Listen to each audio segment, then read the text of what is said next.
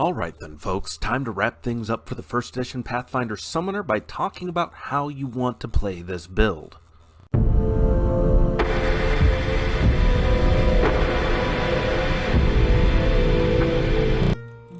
Hello everyone, and welcome back down here to the Gamer's Den with me, your host, Jordan, your Master of Lore and Storyteller Extraordinaire, here to wrap things up for the first edition Pathfinder Summoner, talking about the overall strategy and tactics that you want to engage with using this particular build for the Summoner class. And you can almost think of this as the classic Summoner build, where you're using your Eidolon or your various summoned creatures to do the bulk of the fighting and flanking for you. And given that we also have the leadership feat, this adds yet more bodies on the battlefield if your DM allows you to bring even some of your retinue. Now, before we get into all of that, if you're new here to the channel, go on down there, hit the subscribe button, and become a regular member here at the Gamer's Den. Or if you've already gone on ahead and listed yourself on such an incredible roster of legendary heroes, then go on down to hit the like button and share the video far and wide.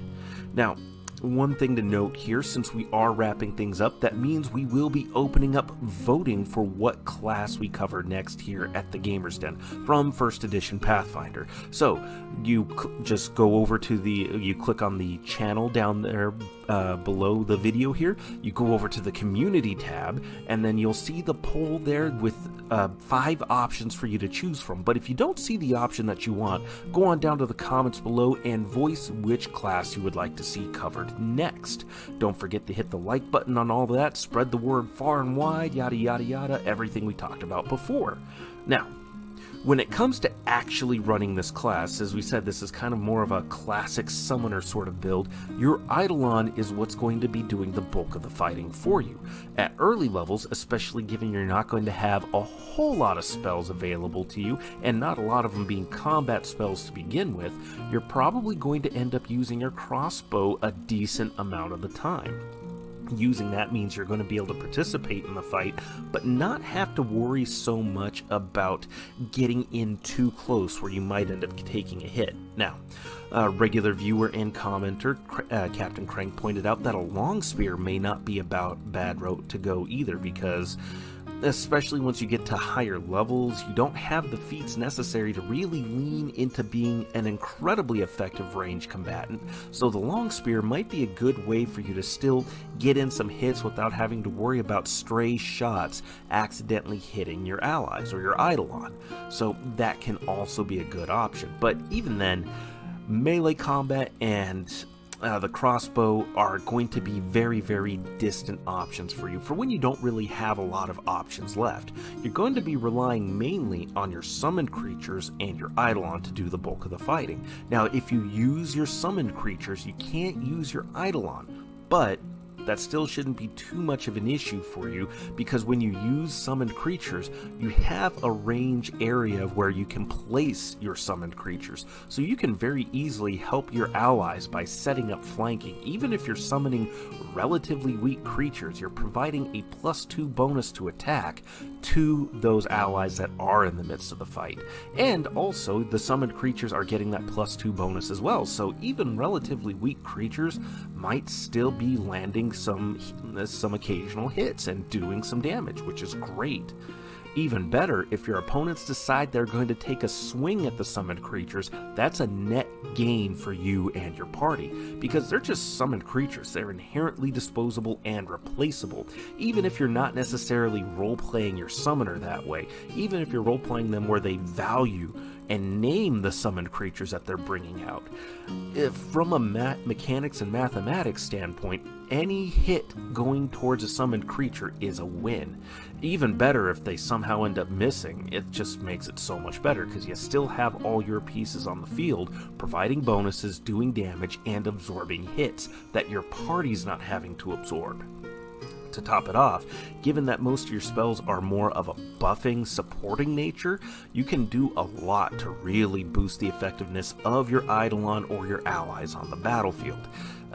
Giant's Growth, Haste, all of these things will do a great deal for you. Now, spells like Bear Strength and Eagle Splendor, stuff like that, stuff that boosts stats, those might work out okay early on, but very quickly those are going to end up being replaced, so you're probably not going to really even have to worry about picking them up, or if you do, you're not going to have them on your list for very long.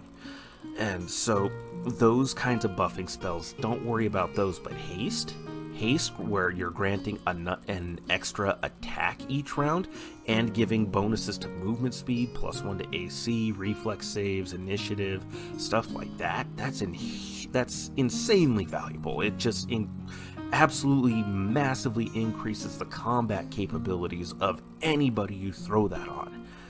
And then going on from there, given that you even still will not have the biggest array of spells available to you, you're only a 2/3 spellcaster, so you're topping out at 6th level spells. Use Magic Device is going to be worth every single skill rank that you can sink into it. You have a good charisma score. It's a class skill, so you're going to be getting that +3 miscellaneous modifier all the way around. First level you get everything set up. You're looking at a +3, +1, another +3, so +7 to your use Magic Device skill right off the bat. So you can pick up Wands of Cure Light Wounds, various staves that you might come across, any scrolls that you can get access to, you're going to be able to use and make ready deployment of in the midst of a fight. So that's going to be very, very handy for you.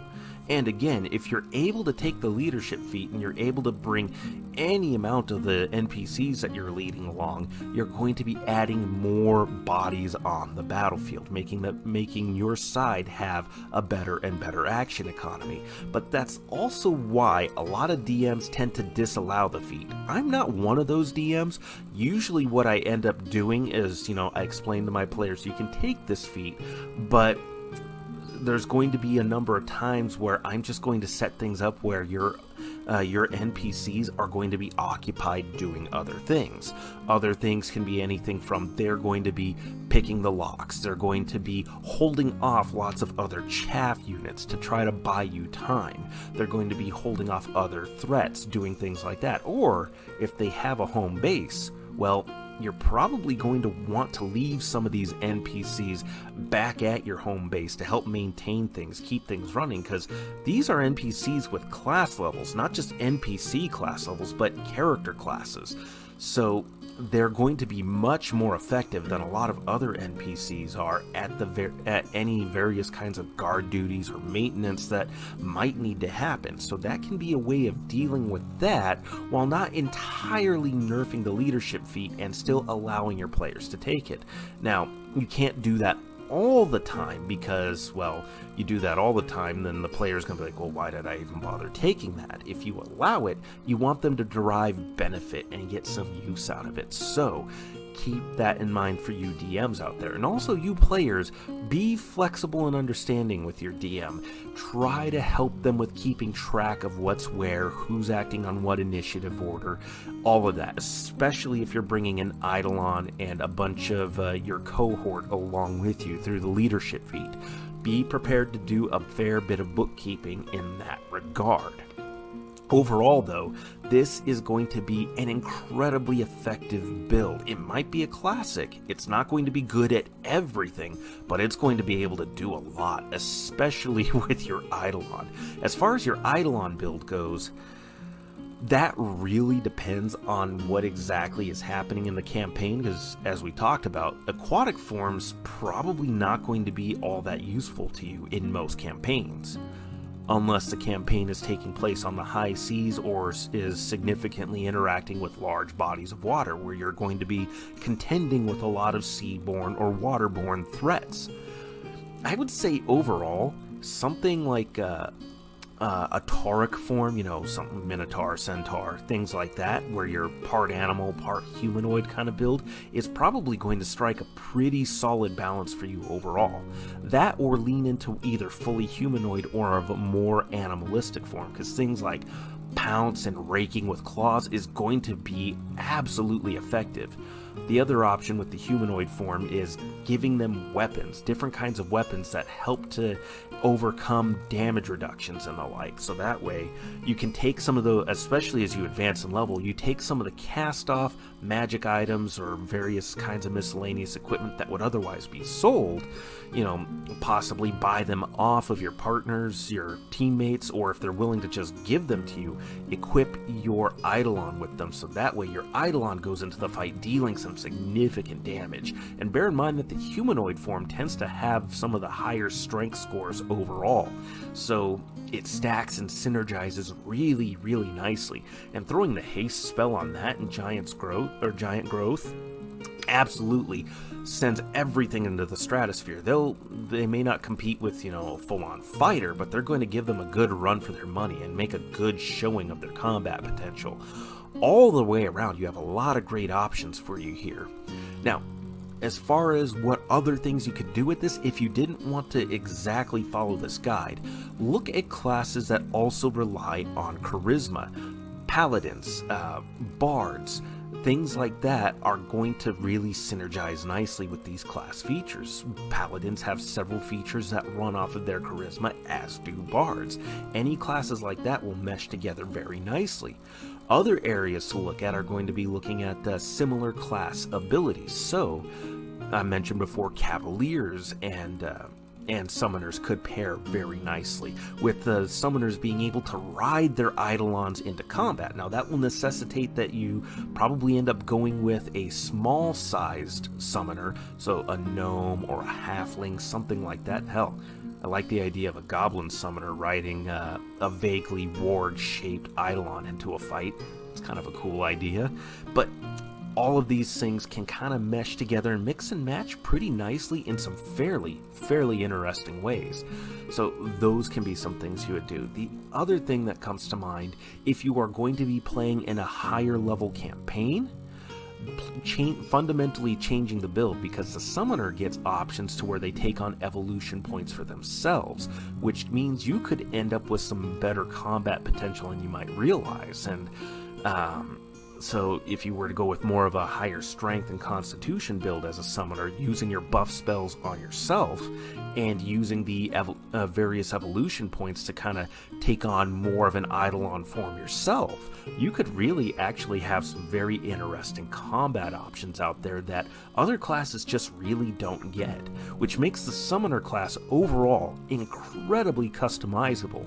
You just might want to look at things that synergize just a little bit more than maybe some other classes do, but overall, you've got some interesting options in front of you, and this build, as it is going to be very effective and yield some good results for you.